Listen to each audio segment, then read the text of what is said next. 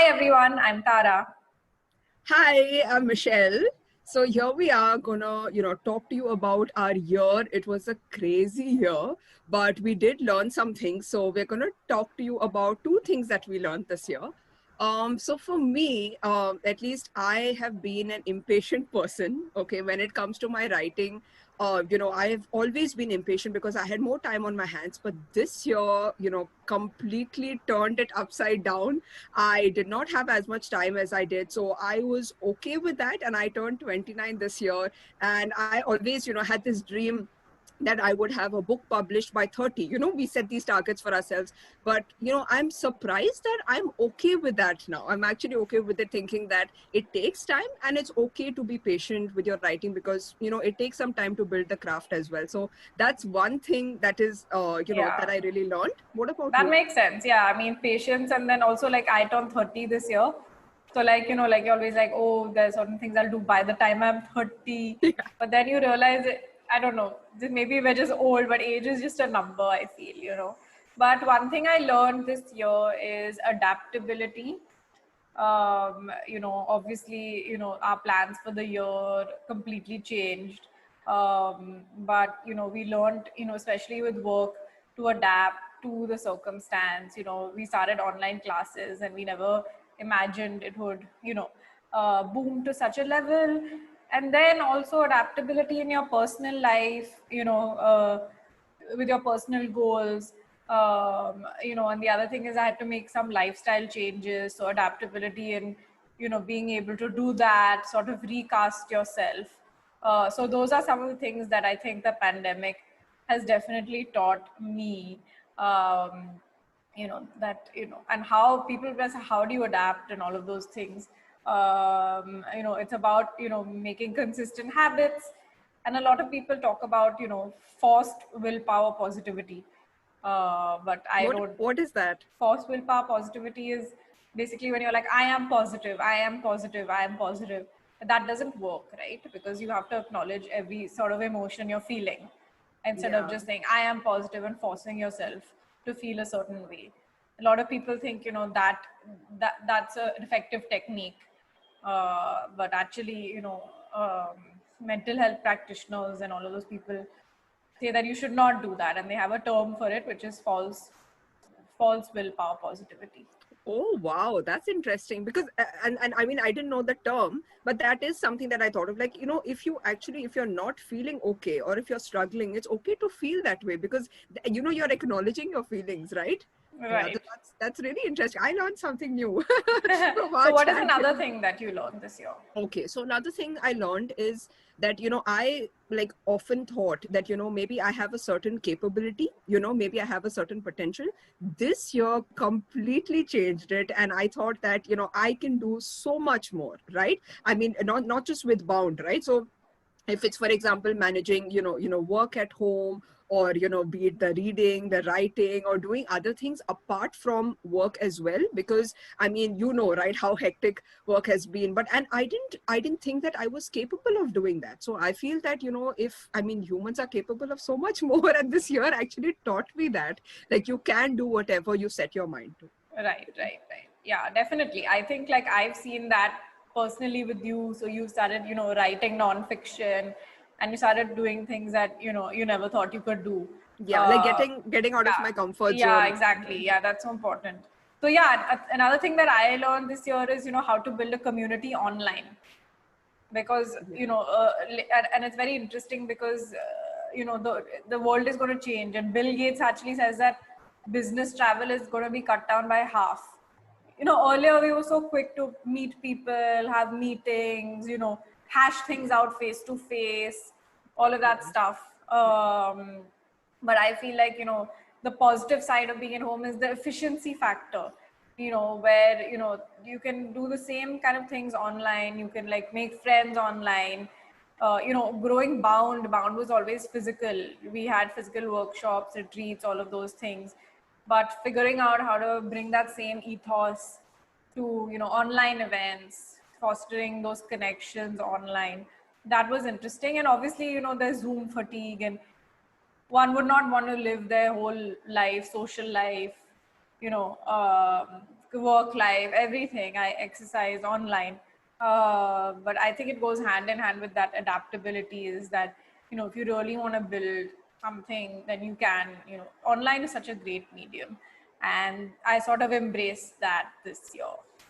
Yeah, and another thing that I really loved, Tara, is that we expanded our team online without meeting these people. Oh, yes, Yeah, yes. like we hired new people without meeting Without them, meeting them. and it's wonderful to interact with people virtually. I mean, Right.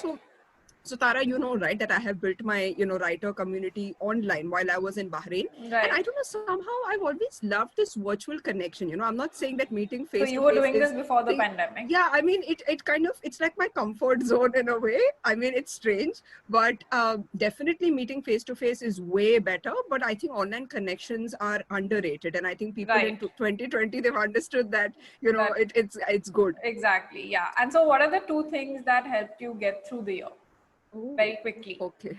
So yeah, for me, I would say my parents, because working from home, they ensured everything was ready. All the meals are ready for me. And when we were recording, Thara, I'm like, please keep silent, please be silent. So I would say my parents have been like a really, really big part of this year. They've ensured that Millennials who everything love is their done. parents and don't have complaints against their parents, raise your Yes. hands. Exactly. I mean, No you just mummy or papa issues. No, nothing. yeah, I'm like best you, friends with you my just parents. like you just hear people whining and whining. Like, I mean, I just don't be great. understand. I'm like, I love my parents. They're amazing. Exactly. Like, be grateful. Like, be grateful for Yeah, what I you guess have. we're lucky. So anyway, Yeah, no, really, very, very blessed yeah, that way. Yeah, so I would say one is parents, and another is really work, because I mean, we do know that a lot of people have been, out of jobs, and this year has been very, very difficult, right, for some people. But I'm really grateful that I had work to put me through some right, very difficult moments. Like, I right. mean, because being busy really helps me. As they say, the idle mind is Devil's workshop for the devil. workshop. Yeah. Yeah. What about you, Tara? Great, great. So one thing that helped me is like keeping active. So either like, doing yoga or, things like that. I feel like physical activity really grounds me. And even if I haven't had a really great work day, it makes me feel like I've accomplished something always if I'm pushing myself in exercise. The other thing is that I love traveling. And before the pandemic, I used to travel a lot. And this year, in a very safe manner, I managed to travel to Goa.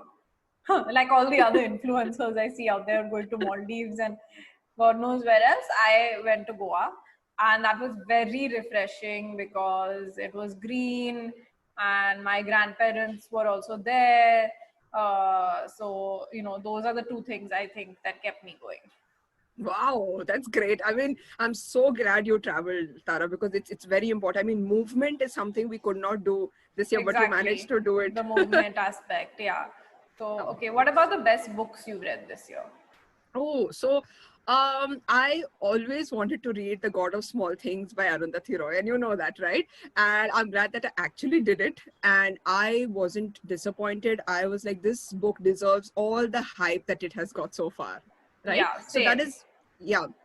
So that's one book. Another book is a book that I did not expect to pick up. Okay, it was just a very random pick based on a recommendation I read online. So it's called The Peculiar Life of a Lonely Postman. It's about this unreliable narrator, and I absolutely loved the book. Okay, so those are two. The third one I would say is Slam by Nick Hornby. So it's a YA book. I don't usually read YA books, but I am kind of turning into a Nick Hornby fan because I love the way he carves out these male narrators who are, they make mistakes. They have flaws, they make mistakes, and then they learn from the females in their life. I've noticed this pattern. So these three books I would say are my highlights of the year. You?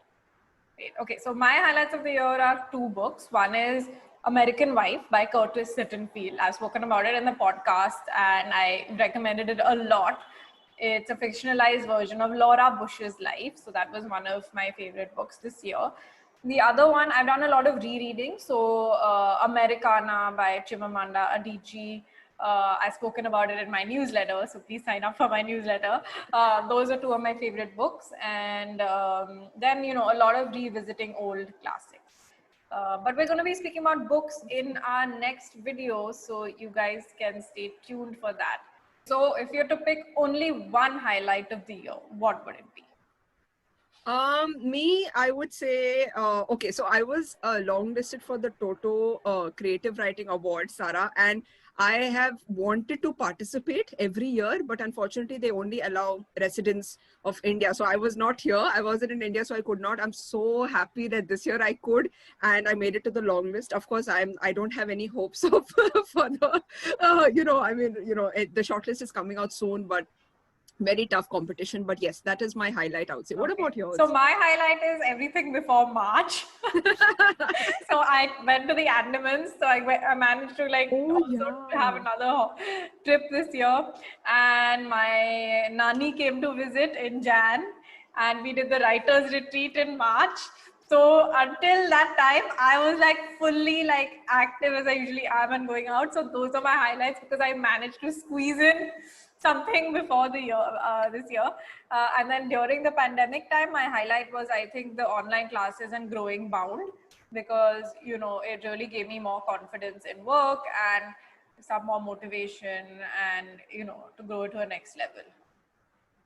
So thank you guys for coming along with us on our journey. And in the next video, both of us are going to be analyzing some book covers. So see Yes. you I there. mean, as they say, don't judge a book by its cover, but we are going to We be are going doing to do that. that. Bye, guys. Bye.